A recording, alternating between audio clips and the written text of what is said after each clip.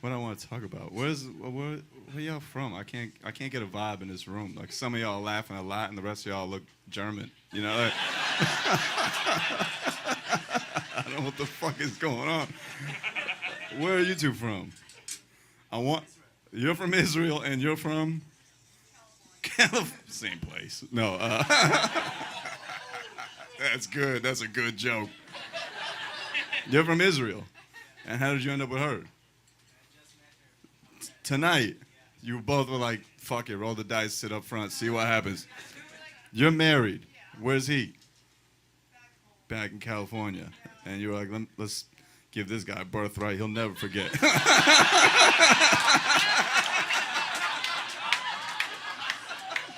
Hey, birthright in Israel is a lot different than it is in West Village, New York, bitch. You might meet a California lady looking for some strange. I'm fucking with you. You seem nice. Oh, Israel. Interesting. Whose side are you on when it comes to Israel versus Palestine? I don't know what side to be on. I'm usually on the side of whoever I'm talking to. Oh, you're from Israel? Okay, I'm on Israel's side. But if you're a Palestinian, I'm like, yeah, I'm Palestinian too, man. I'm not going to Wikipedia to find a real answer. I don't give a shit enough. I don't know how to solve the Middle East. They pay people a lot more to fuck that up. I'm not doing that shit. What brings you to New York? I'm here for a test for haircutting. Oh, you're here to be a beauty, a master hairstylist for Diva Curl? That sounds fucking nuts.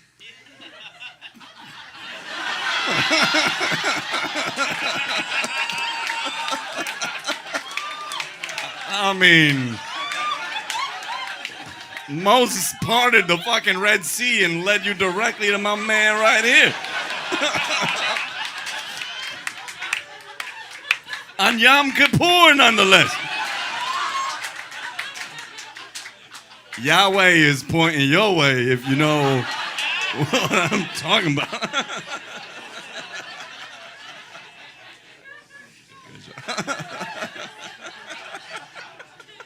Do I gotta keep going? That felt like a good note to end on. I got like 10 more minutes left. What do you do in Israel? You're a musician. What kind of music? Progressive rock. So it's like Free Palestine. That's progressive. No.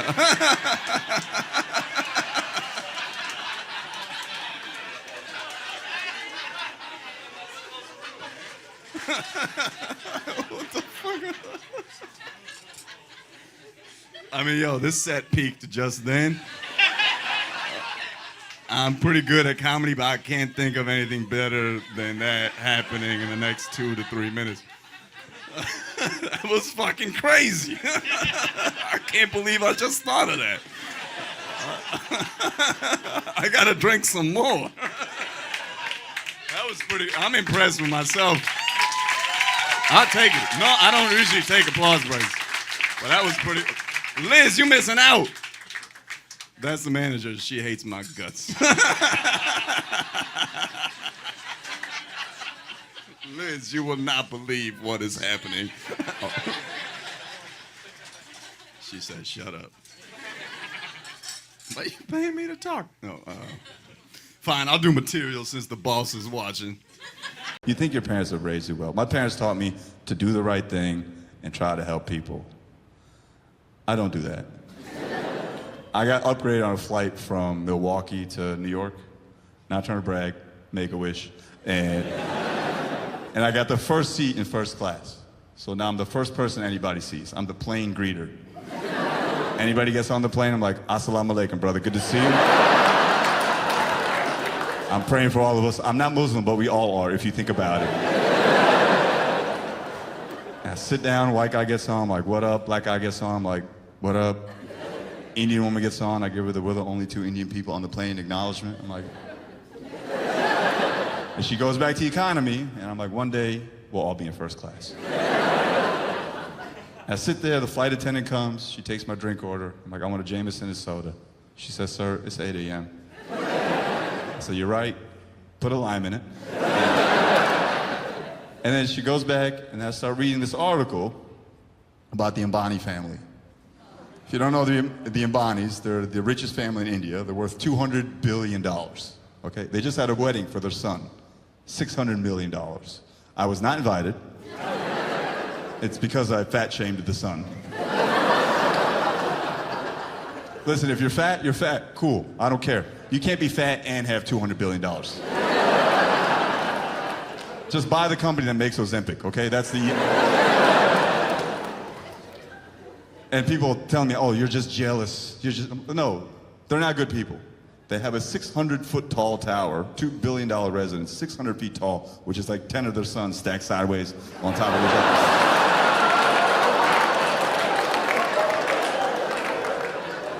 It's a big flex to be fat in India, okay? Look at all these people who can't eat.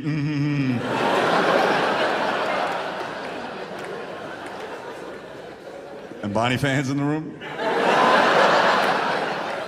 So I'm reading this article, I'm like, what kind of pieces of shit would have a $600 million wedding in the middle of impoverished ass Mumbai? If I was a billionaire, I'd be so much more kind and generous.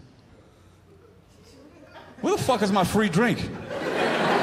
As I'm thinking this entitled ass thought, the flight attendant, she comes stumbling out from behind the counter, sits down on her seat, and I'm looking at her like, it's a weird time to take a break.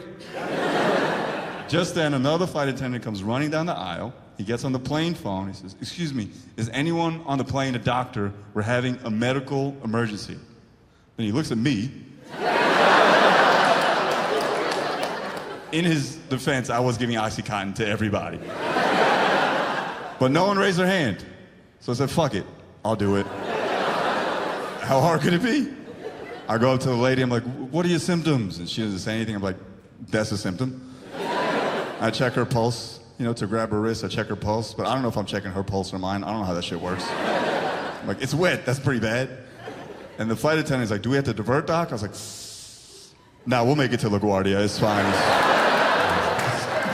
Let's go. She's dead, but we made it on time, and that's what matters. I'm kidding, obviously I didn't do that. I didn't pretend to be a doctor. Indian woman on the plane, stereotype confirmed, she was a doctor.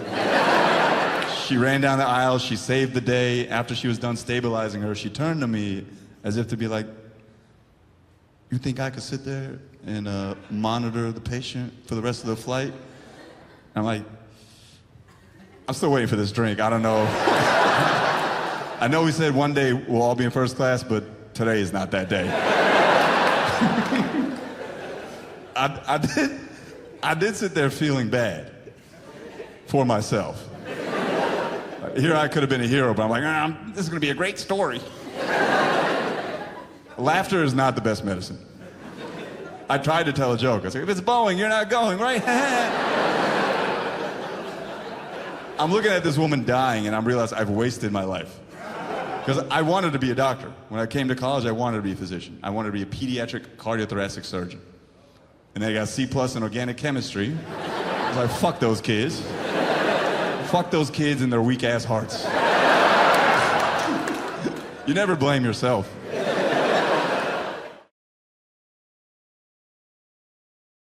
What's on people's minds? Artificial intelligence? That's what's on my mind. People are talking about artificial intelligence like it's something new. It's not anything new. Artificial intelligence is not anything new. I've been pretending to be smart for a very long time. That's a nice little opening jab, A little quick hit before you get into the artificial intelligence chunk, Has anyone used ChatGPT? Do you use it? What do you use it for, man? Well, I'm talking to my Punjabi brother over here. You wrote your fiance a poem. That's gay twice. God damn. I use ChatGPT to write my fiance. Is she here? Does she know that you did that? Hell yeah. Slide, bro. Yeah. What's your name? Room Deep? Yeah. What was the poem? Oh, it was just like, it was like some weird template poem, so just threw in like our first date and our second date. What was your input into ChatGPT? Hi, my name is Roman Deep. I'm a 28-year-old Punjabi man that lives in Brooklyn. Please write me a poem in the style of... So I'm from Toronto. You're from Toronto, okay. So this is Poem in the style of Drake. Hell yeah, dog.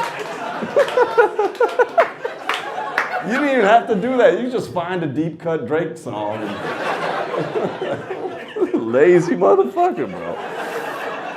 Did it work? What was it for? Was it an anniversary or you were just a Valentine's Day poem? God damn, people still do that?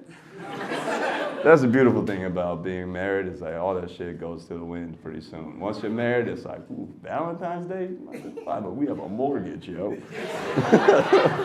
What's better? What's more romantic than be like, yo, we shit. If something happens to us, this house goes to shit. Good. Did she like it? Oh, she loved it. What did she give you? A lot. Dear ChatGPT, I'm a 27-year-old woman from Toronto, and my fiance just wrote me a poem. What do I give him? Hand job.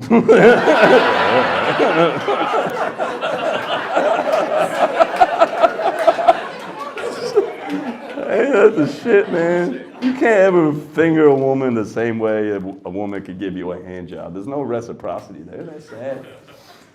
Women want to talk about equality. I'm just saying, like, a hand job is such a fucking rewarding thing, but like as a man, I can't finger you to make up for not giving you a poem. But if you gave me a hand job, I'd be like, oh my God, fuck poetry, bro. I don't give a fuck about haikus, limericks, fuck all that shit. Just a little lotion in your hand, we all good. Anyway, that's cool. You used it for fucking romance. People are like, yo, is ChatGPT gonna change comedy? And it is. It definitely will. Because ChatGPT can definitely write jokes. It can definitely write like very simple topical jokes, shit you might see on Twitter and TV and shit. So stand-up's gonna change. It's become very personal. Because ChatGPT could never write a joke about something like being molested, That requires a human touch. And that's one of my favorite jokes. I put it up already. It went pretty viral. I like it a lot, but I need it for the next part, so. ChatGPT is only as smart as the stuff you put in. I've been trying to convince ChatGPT that 9/11 was an inside job.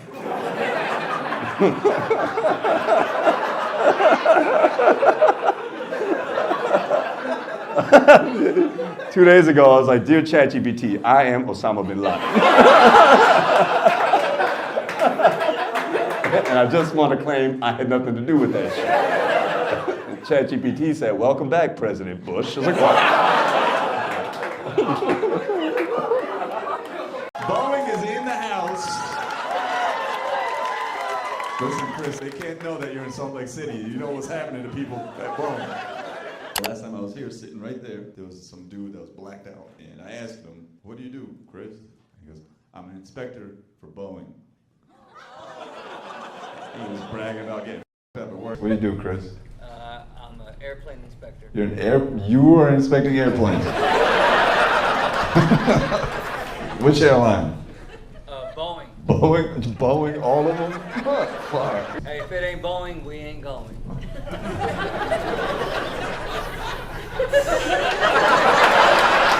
There he is, right there.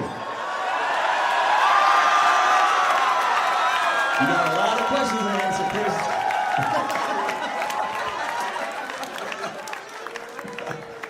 What happened, man?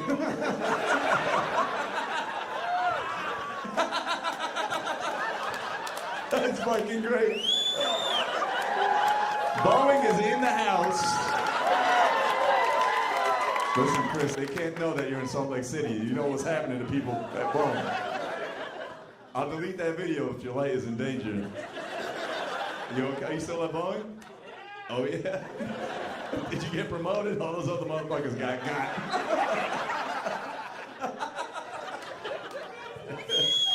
that? Yeah, he just shaved his head. 2 years ago or whatever? I called him you skinhead. You grew your hair back. Yeah, you're welcome. He was sitting up front bragging about working at Boeing. Like, yeah, shit's fine. Everything's fine. Nothing's wrong at Boeing. Keep going with your questions. Is it tough at work right now? No. We just walk around like, yeah, no problem.